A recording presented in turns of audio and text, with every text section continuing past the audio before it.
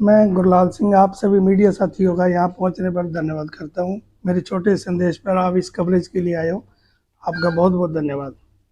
मैं बिजली बोर्ड में चल रहे भ्रष्टाचार को उजागर करना चाहता हूँ। हर तरह से बिजली निगम को लूटने का प्रयास किया जा रहा है। एससी साहब को बार बार शिकायत करने के बावजूद आज तक किसी तरह की किसी भी शिकायत पर कोई कार्रवाई नहीं की गई। ये सबसे पहला मुद्दा है जी।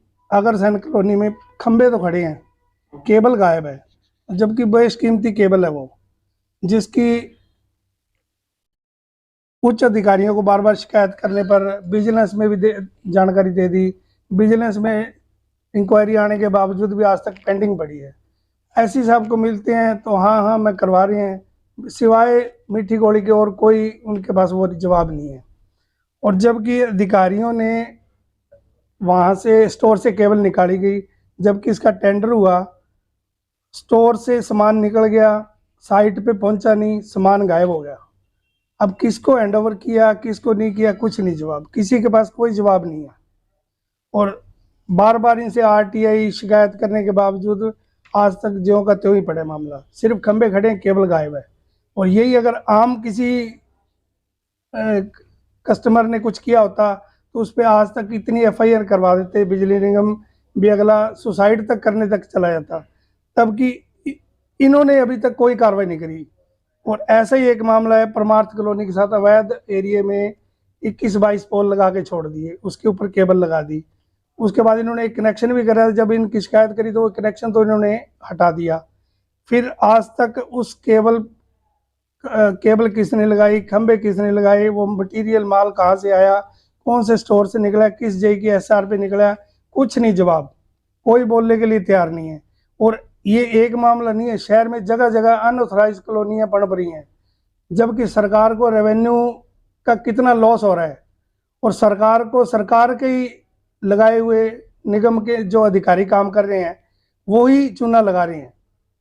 और बहुत मोटे लेवल पे सरकार जो है इस पे काम भी कर रही है, पर सरकार को ही चूना लगा रहे हैं निगम के अधिकारी।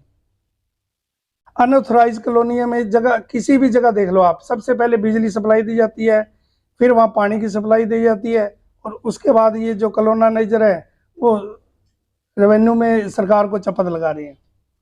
और इस पे भी आज तक ऐसी साहब ने कोई किसी तरह की कोई कार्रवाई नहीं करी है। उसके बाद एक कनेक्शन है जी, जिसको निगम के अधिकारियों ने 2019 में पीडी से दिखा रखा है, यानी कि कनेक्शन बंद है कागजों में। ये कनेक्शन बंद पड़ा है 2019 से आज तक डिफॉल्टिंग अमाउंट पे। और दो उसके बाद ये मीटर लगाकर बिजली चोरी, रजिस्टर्ड चोरी करवाई जा रही थी। गरीब लोगों के कनेक्शन काट दिए जाते हैं। 10,000 रुपये का किसी का बिल है तो उसको, चाहे उसकी ऑक्सीजन चल रही हो अंदर, ये कनेक्शन काट के चले जाते हैं अंदर, ये नहीं देखते अंदर क्या काम, अगले की कोई क्या मजबूरी है, अगले कोई हॉस्पिटल में क्या है। इतनी टीमें बना के छोड़ दी। इन लोगों के लिए कोई टीमें नहीं काम कर रही, सिर्फ गरीब लोगों के लिए टीमें काम कर रही हैं। या कोई मजबूर है, कोई बिल नहीं भर रहा, आधा बिल बनवाने चल जाए तो पहली बात तो अपने सिटी एसडीओ अमित सिंह जी वो सीट पे नहीं मिलते, क्योंकि बहुत बड़ा नेक्सस चल रहा है, वो कोठी से ही चलाते हैं, ड्यूटी पे नहीं रहते, वो ड्यूटी से लगभग नदारद रहते हैं। और ऐसा 1 मीटर नहीं है, ये तो सिर्फ एक नमूना है, ये 4-5 मीटर और हैं जो विजिलेंस ने उतारे हैं, जिसपे किसी तरह का कोई खाता नंबर नहीं है, सब पे क्वेश्चन मार्क है। बिना खाते नंबर पे कौन मीटर लगा रहा है, अक्सर ये काम कर कौन रहा है। ऐसी साहब को पूछते हैं तो मैं काम करता हूँ, हाँ, जब भी पूछते हैं मैं ईमानदारी से कार्य कर रहा हूँ। क्या ईमानदारी का यही नतीजा है? उच्च अधिकारियों को भी मैंने सबको शिकायतें कर कर देख ली, ये एमडी को दी हुई है, अभी तक इस पे कोई जवाब नहीं आया। ये चेयरमैन जी को दी हुई है, इस पे अभी तक कोई जवाब नहीं है। और दूसरा एक और है जी, सबर 1 में एक ही दिन में कैश की रसीदें काट के उसी दिन उसको कैंसिल कर दी जाती है, और वो पैसा जेब में डाल के करोड़ों रुपए का चपत लगाई जा रही है। और इसकी ऑडिट भी होगी, कोई इस पे जवाबदेही नहीं है। ये एससी साहब को नंबरिंग दरखास्त देने के बावजूद कोई कार्रवाई नहीं है। इसकी विजिलेंस को भी भेज रखी है, जिस पे आज तक कोई कार्रवाई नहीं है।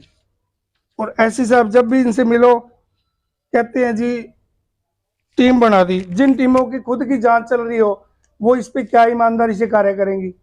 और सबसे बड़ा एक और मुद्दा है जी, ये भाई भतीजावाद जो इसमें चल रहा है, सभी लगभग एसडीओ एक्शन की निजी रिश्तेदारों की फर्में चलने लग रही हैं, जबकि कोई भी अधिकारी अपने किसी चहेता को काम नहीं दिवा सकता। इनके तो खुद के रिश्तेदार फर्में चलाने लग रही हैं। एक फर्म है जी संदीप मेहता एक्शन फतेहाबाद, उसके भाई की फर्म है भगवती टेक्नोलॉजी। दूसरा है संदीप गोदारा एसडीओ हिसार, उसकी है जी एसआर कंस्ट्रक्शन, उसके रिलेटिव की। फिर ओम प्रकाश बिश्नोई, उसके लड़के की है जी गुरु जम्बेश्वर। फिर है जी आर के सोडा, इसका भांजा काम करने लग रहा है जी सुविधा इलेक्ट्रॉनिक्स में। और एक है जी चार इलेक्ट्रिकल, अश्विनी चार इसका मालिक है। लगभग टोटल सप्लाई इन्हीं के पास है। और सब ये आपस में एक दूसरे के फर्में चलाने लग रहे हैं। बिजली निगम को तो सिर्फ एक लूटने का प्रयास किया जा रहा है चारों तरफ से। ना तो इस पे कोई गृह मंत्री इस पे कोई काम कर रहे हैं, ना सीएम कोई काम कर रहे हैं, और बिजली मंत्री जी तो कुछ बोल ही नहीं रहे। उनकी तो गृह क्षेत्र में ये काम होने लग रहा है। अभी तक उनकी तरफ से कोई बयान या किसी तरह की कोई कार्रवाई नहीं हुई है।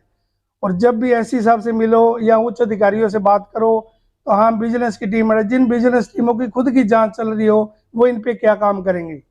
तो मेरी एक आपके माध्यम से सरकार को एक मेरा मैसेज देना चाहता हूँ भी, एक डायरेक्टर जो विजिलेंस है उसके थ्रू एक टीम बनाई जाए, जिसकी डायरेक्टर खुद मॉनिटरिंग करके इसकी एसआईटी बना के उच्च स्तरीय जांच कमेटी बना के जो दोषी हैं उनको कड़ी सजा मिले। और ये जो सरकार को करोड़ों रुपए का चूना लगाया जा रहा है इससे बचाया जा सके और आम लोगों को कुछ राहत मिले, क्योंकि यही जो बंदरबाट है ये आम लोगों पे आर्थिक बोझ डाला जा रहा है सारा। अब आपने भी उच्च अधिकारियों से भी बातचीत करने का प्रयास किया? बस कमेटी बना दी है जी, कमेटी पता नहीं कहाँ की बनाई है जी, कौन काम कर रहे हैं। कुछ आज तक मेरे को किसी जांच में कभी किसी ने शामिल नहीं किया। मंत्री भी सिरसा से हैं, क्या आपने उनके पास कोई दरख्वास्त लगाई है? बिजली मंत्री के तो सर खुद निजी उनकी देखरेख में शायद चल रहे हो, जब भी कोई काम नहीं हो रहा। अगर बिजली मंत्री चाहे तो ये काम क्यों नहीं रुक सकता। स्कैंडल इतना बड़ा नेक्सस चलने लग रहा है। आगे सर किस तरीके की आप जो एक्सपोज कर रहे हो? मैं सर अभी आपके माध्यम से यही है जी, अगर 15-20 दिन में अगर कोई मेरे को किसी तरह कोई न्याय नहीं मिलता तो मुझे मजबूरन धरने पे बैठना पड़ेगा। कब से धरना शुरू करने का कुछ है?